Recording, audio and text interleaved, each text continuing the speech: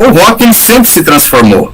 Se você pegar todas as histórias do pré-rock ao rock and roll, década de 50, 54, 55, de 54 a 60, já houve uma mudança drástica no estilo, no jeito de tocar.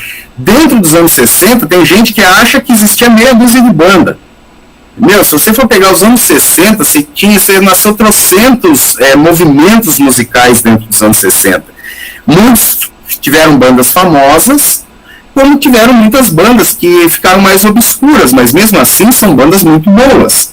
Por exemplo, uma das melhores bandas dos anos 60, para mim, na minha opinião, é o Sonics.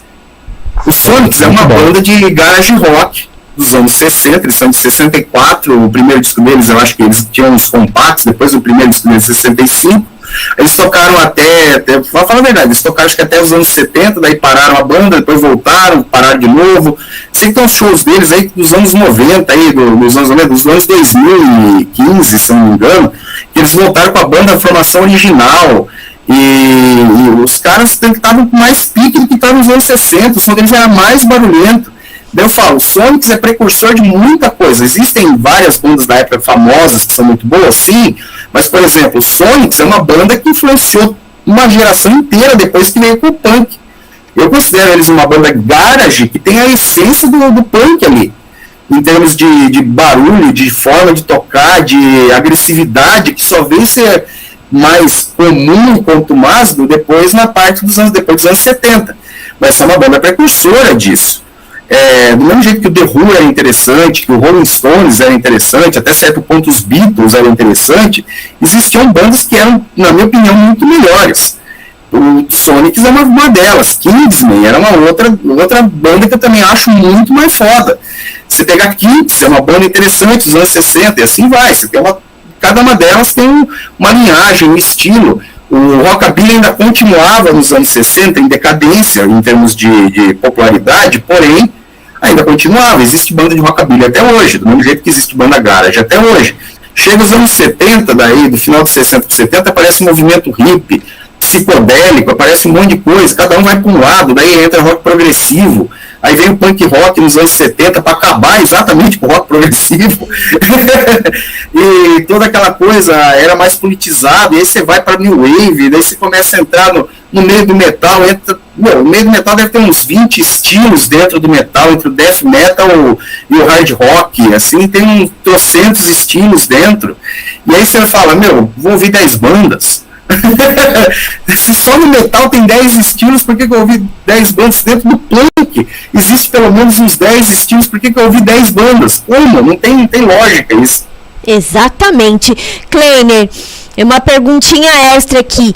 Se você, vamos ver se você dá uma dica, alguém que queira ler sobre o que a gente está falando, sobre os estilos, sobre as subculturas, existem livros que você recomendaria para essa pessoa, que seriam meio que cartilhas, assim, para ela começar, sim, a sair da zona de conforto dela? Eu acho que livros específicos é meio difícil, mas você tem algumas publicações que contam sobre cenas específicas de cada local. Se não me engano, o André Barcinski escreveu um livro que é estou tentando lembrar o nome do livro dele agora, que ele fala sobre toda a geração a geração independente dos Estados Unidos do final dos anos 90 e começo dos 2000. Inclusive vai sair um remake agora. É o Mate-me Godet? Qual? É aquele Mate-me... Não, Mate-me, por favor, esse aí é anterior, só que esse aí não é do Barcinski, esse aí é o Mate-me, por favor, era um dos caras que fazia um fanzine chamado Punk, na época. O Mate-me, por favor, é um grande livro para quem quer conhecer a história do pré-punk e do punk americano, principalmente.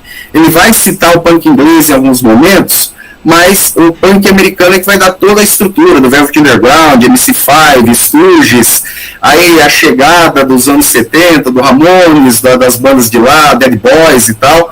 Esse do Barcinski já é mais recente, mas tem muitos documentários. Eu acho que é até mais fácil as pessoas verem os documentários. Tem vários documentários interessantes sobre os anos 60, sobre os anos 50, tem muito documentário sobre o punk rock, tem sobre o ska na Inglaterra, como chega o ska na Inglaterra, e às vezes só você pegar por um tema, você já vai chegando aos documentários. Tem vários sobre Sex Pistols, sobre Ramones, sobre o Sturge, sobre o MC5, sobre toda essa galera, ou seja, informação, eu falo a verdade, hoje em dia, eu costumo dizer que a internet é uma faca de dois gumes.